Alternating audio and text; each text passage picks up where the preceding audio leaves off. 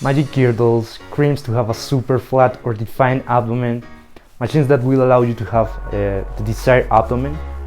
Guys, all of this is bullshit, and I will explain you why it doesn't work.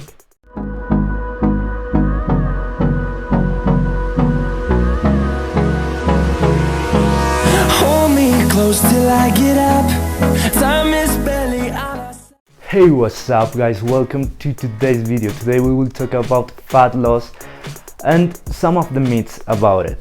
So let's start with the video. For fat loss, there are several points to keep in mind. First, it's important for you to know that you cannot lose localized fat. Many times I hear people saying, I'm going to do crunches to reduce belly fat or mark the abs. Guys, this doesn't work like that. To lose fat, your body does it in a generalized way, and for that you must do physical activity and have a caloric deficit. This means that the energy you spend must be greater than the energy you consume.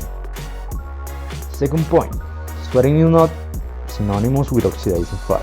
The more you sweat doesn't mean that you are oxidizing more fat. You are just eliminating water, electrolytes, and toxins.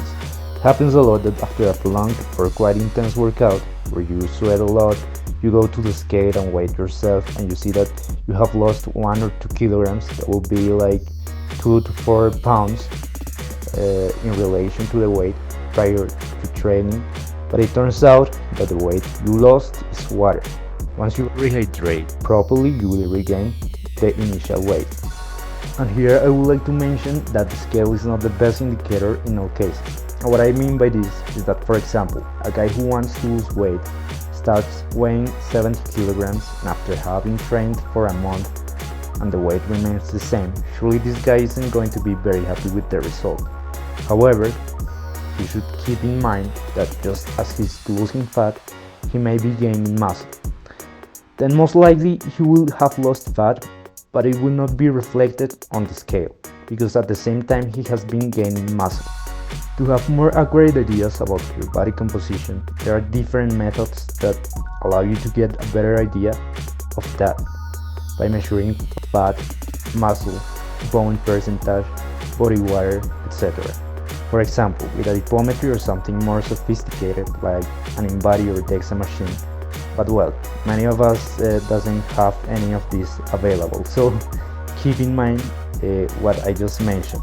It's the same with sweating. On the scale, as I was mentioning, there's no point in weighing yourself after sweating a lot because you've only lost water. In fact, I see many advertisements of these miracle girdles that supposedly make you oxidize much more fat, but it's simply happening what I mentioned before. When using the girdle, you will sweat more because these are made mostly in neoprene, that in contact with the skin will generate more heat, and as your body has to regulate internal temperature, it will generate more sweat. Instead of benefiting, you will dehydrate you faster and can generate muscle weakening in the area on which it generates pressure. If we analyze the area covered by the girdle, it's the core, which is very serious because the core musculature is stabilizing, and having a weak core implies greater risk of injury and less effectiveness in any movement. In addition to eliminating toxins, and in a hot and humid environment, it's very easy to generate fungi and irritations in the area. So don't believe that by putting on a miracle cream and a girdle we will magically lose fat. On the other hand, many people think that the best way to oxidize fat is to perform long duration exercises at low or moderate intensities, such as running long distances, for example. However, in order to burn calories, short duration intense exercises allow you to burn even more calories due to something called afterburn, and this makes you continue burning calories after the workout. This doesn't mean that a method that handles high intensities as a hit is better than a method of low or moderate intensities as a continuous. And it's something that will depend on each person. For example, someone who is overweight, has never trained, and is sedentary, there's no way he should do a hit because his body is not adapted. And in this case, it would be better to start with a continuous method.